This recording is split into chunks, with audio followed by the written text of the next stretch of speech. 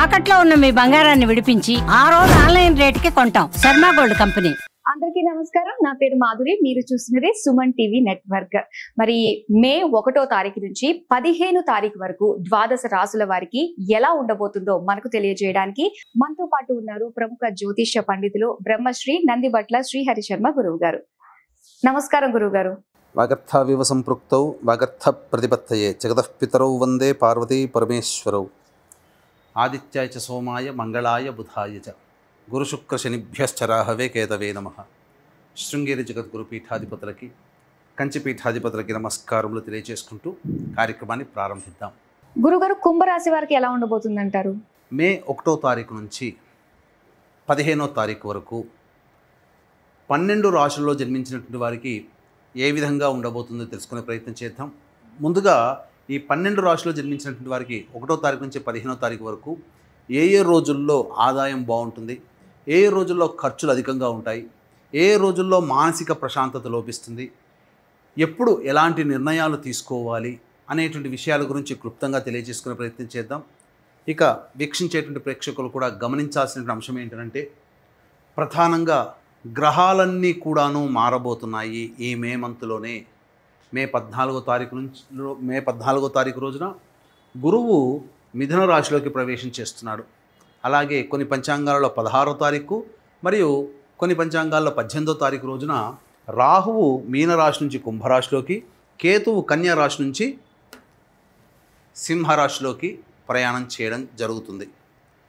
కాబట్టి ప్రధానమైనటువంటి గ్రహాలు గురువు, రాహువు, కేతువు ఈ నెలలోనే మార్పు చెందబోతున్నారు. కాబట్టి దీని ప్రభావము భవిష్యత్తులో అనగా వచ్చే మే 15వ తారీఖు తర్వాత జరిగేటువంటి సంఘటనలకి మే 1వ తారీఖు నుంచే నాంది కాబోతుంటాయి. కాబట్టి ఈ మే 15 తర్వాత జరిగేటువంటి మార్పులకి 1వ తారీఖు నుంచే శ్రీకారం చుట్టబోతాయి. కాబట్టి గ్రహాలన్నీ కూడాను మార్పులు అనేటువంటివి ఉంటాయి. కాబట్టి జాగ్రత్తగా గమనించగలరు. ఇక మనం గ్రహాల యొక్క స్థితిగతులు చూసుకున్నట్లయితే మేషంలో రవి, అలాగే వృషభంలో గురువు, కర్కాటకంలో కుజుడు, కన్యలో కేతువు, మీనంలో శుక్రుడు, బుధుడు, శని, రాహువు. బుధుడు 7వ తారీఖు నుంచి మేషరాశిలోకి ప్రవేశం చేస్తాడు. మే 1వ తారీఖు నుంచి 15వ తారీఖు వరకు కుంభరాశిలో జన్మించినటువంటి వారికి ఏ విధంగా ఉండబోతుందో తెలుసుకునే ప్రయత్నం చేద్దాం. గత ఏప్రిల్లో కంటే కూడా మెరుగైనటువంటి గ్రహస్థితి ఉన్నటువంటి కారణం చేత ఈ కుంభరాశి వారికి అన్ని విధాలుగా అనుకూలంగా ఉండబోతుంది. కాకపోతే ఏలిన నాటి శని ప్రభావం ఎలాగో ఉంది. అది ప్రతి ప్రయత్నంలో కొద్దిపాటి ఆటంకాలనే తప్ప అనవసరమైనటువంటి ఖర్చులు, మానసిక ప్రశాంతత లేకపోవడం ఇవి తప్ప మిగతా అన్ని విషయాల్లో యోగదాయకంగా ఉండేటువంటి గ్రహస్థితి మీ సొంతం. ముఖ్యంగా నిరుద్యోగస్తులకి ఉద్యోగం లభించే అవకాశం ఉంటుంది. ఈ 15వ తారీఖు లోపల మీరు గట్టిగా ప్రయత్నం చేయండి, ఉద్యోగం లభించి తీరుతుంది. దీనికి తోడు 7వ తారీఖు నుంచి బుధగ్రహ సంచారం కూడా మీకు అనుకూలంగా ఉన్నటువంటి కారణం చేత ముఖ్యంగా మీ తెలివితేటలతో మీకున్నటువంటి సమస్యల్ని పరిష్కరించుకోగలుగుతారు. అంతేకాకుండా కొత్త వ్యక్తుల యొక్క పరిచయము మీకు ఆనందాన్ని కలగచేస్తుంది. ఇక కుటుంబ స్థానంలో శుక్ర, శని, రాహువు, బుధుడు ఈ గ్రహాల యొక్క కలయిక ప్రధానంగా కుటుంబంలో కొంత క్లబ్జీ వాతావరణం, అంటే హడావిడితో కూడుకున్నటువంటి జీవన విధానం కుటుంబంలో ఉంటుంది. అంతేకాకుండా ధన వ్యయం కూడా ఎక్కువగా ఖర్చు చేయడం అవకాశం ఉంటుంది. అనుకున్న దానికంటే ఎక్కువగా ఖర్చులు పెరుగుతాయి అని సూచిస్తుంది. ముఖ్యంగా నేత్ర సంబంధమైనటువంటి వ్యాధులతో ఇబ్బంది పడతారు. దంత వైద్యుడిని సంప్రదించాల్సినటువంటి పరిస్థితి గోచరమవుతుంది. ఇక చతుర్థ గురు సంచారం మీకు కాస్త అనుకూలంగా ఉండబోతుంది. అన్ని విధాలుగా అభిమానాన్ని, ఎదుటివారి యొక్క అభిమానాన్ని ఈ యొక్క చతుర్థ గురు సంచార ప్రభావంలో మీకు పడుతుందని చెప్పవచ్చు. అంతేకాకుండా ఈ యొక్క చతుర్థ గురు సంచార ప్రభావము మీకు గురు ప్రభావం అంటే ప్రధానంగా ధనమే. కాబట్టి మీరు ఎదురు చూసేటువంటి డబ్బు కోసం కావచ్చు, లేదా అంటే లోన్లు కానీ శాంక్షన్ కాకపోవడం కానీ, లేకపోతే ఎదుటి వాళ్ళ నుంచి సకాలానికి డబ్బు అందకపోవడం కానీ జరుగుతాయి ప్రధానంగా. ఇక షష్టమ కుజుడు స్తంభించి ఉన్నటువంటి ఈ కారణం చేత ఇది అద్భుతమైనటువంటి సమయం. మీకున్నటువంటి పరిచయాలతో మీ పనులన్నీ కూడాను విజయవంతంగా పూర్తి చేసుకుంటారు. ధైర్యంతో ముందడుగు వేయడం ద్వారా మీకున్నటువంటి సమస్యల్ని ఆ కుజుడే అన్ని గ్రహాలని అదుపులో పెట్టి ఆ కుజుడు సంపూర్ణంగా మీకు ఫలితాలని ఇవ్వబోతాడు. ఏతావాత చెప్పొచ్చేది ఏమిటంటే, ఈ యొక్క కుంభరాశిలో జన్మించినటువంటి వారికి గ్రహస్థితిగతులు అనుకూలంగా ఉన్నాయి, పరిస్థితులు కొంత అనుకూలంగా ఉండవు.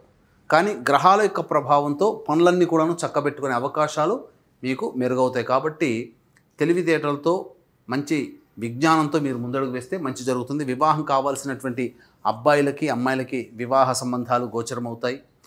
అలాగే విద్యాపరంగా ఉన్నటువంటి వాళ్ళు ఎక్కువగా శ్రమ కోరిస్తే తప్ప విద్యార్థులు పరీక్షలలో ఉత్తీర్ణతా శాతాన్ని పొందలేరు.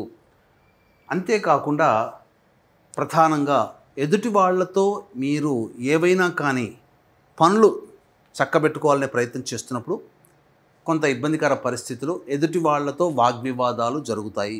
కుటుంబ సభ్యులు ముఖ్యంగా జీవిత భాగస్వామితో జాగ్రత్తలు పాటించండి, ఇది మీకు చెప్పవచ్చు. ఇక సంతానం కోసం ఎదురు చూసేటువంటి వ్యక్తులకి 15వ తారీఖు తర్వాత చక్కటి సంతాన వార్త వింటారు, అద్భుతంగా మంచి జరుగుతుందని చెప్పవచ్చు. ఇక వీక్షించేటువంటి ప్రేక్షకులకి మహావైశాఖి అంటే మే 12వ తారీఖు రోజున వైశాఖ పౌర్ణమి. ఇది పితృదేవత కార్యక్రమాన్ని చేసుకొని పితృదేవతల యొక్క అనుగ్రహం ద్వారా భూలోకంలో ఉన్నటువంటి మానవులకి సమస్యలు తీర్చుకోవడానికి అనుకూలమైనటువంటి సమయము. కాబట్టి మీ కుటుంబంలో మీ వైపు 6 తరాలు, మీ భార్య వైపు 3 తరాలలో ఏవైనా దుర్మరణాలు అంటే road accident, fire accident, suicide attempt, నదిలో బావిలో పడి చనిపోవడం, ఇంట్లోంచి వెళ్ళిపోవడం, లివర్ ఫెయిల్యూర్, కిడ్నీ ఫెయిల్యూర్, క్యాన్సర్తో చనిపోవడం, 60 సంవత్సరాల లోపల ఏ విధంగా చనిపోయినా, పిండ ప్రదానాలు చేయలేకపోయినా, ఇవన్నీ కూడాను పితృదోషాలు, స్త్రీ దోషాలు, స్త్రీ శాపాలు, సర్పశాపాలు, గురుశాపము, దైవశాపంగా చెప్పబడి ఉంటుంది. కాబట్టి ఇటువంటి శాప ప్రభావాలు మానవుడి జీవితంలో ఇప్పుడు చెప్పినటువంటి విధంగా లక్షణాలు కనుక ఉంటే ఈ శాపాలు ఉన్నట్టే లెక్క. కాబట్టి ఈ శాప ప్రభావం వలన మానవుడు కుటుంబంలో సంతోషంగా గడపలేకపోవడం, అన్ని విధాలుగా ధనం ఖర్చు అయిపోతూ ఉండడం, ఉద్యోగం లేకపోవడం, వ్యాపారంలో నష్టం, పెళ్ళిళ్ళు కుటుంబ సభ్యుల్లో కాకపోవడము, దాంపత్యం అనుకూలంగా లేకపోవడం, సంతానం కలగకపోవడం, ఒకటా రెండా ప్రతిదీ మానవుడు ఏది బాధపడే సంఘటన ఉన్నా ఆ సంఘటనలకి మూల కారణం ఈ స్త్రీ శాప, గురుశాప, దైవశాప, సర్పశాప, పితృశాపాలు. కాబట్టి మహావైశాఖి అన్ని రకాల శాపాలని నివృత్తి చేసుకునే మార్గము ఆ పూజాది కార్యక్రమాలు జరిపించుకోవడం మరియు సముద్ర స్నానం చేయడం ద్వారా అనే విషయాన్ని గమనించుకోండి. అయితే ప్రస్తుతం ఉన్నటువంటి ఈ కలియుగంలో ప్రతి వృత్తి, ఉద్యోగము, వ్యాపారంలో మంచి చెడు ఉన్నట్టుగానే ఈ పూజాది కార్యక్రమాల్లో కూడా ఆ విధంగా మంచి చెడు అనేటువంటిది ఉన్నది.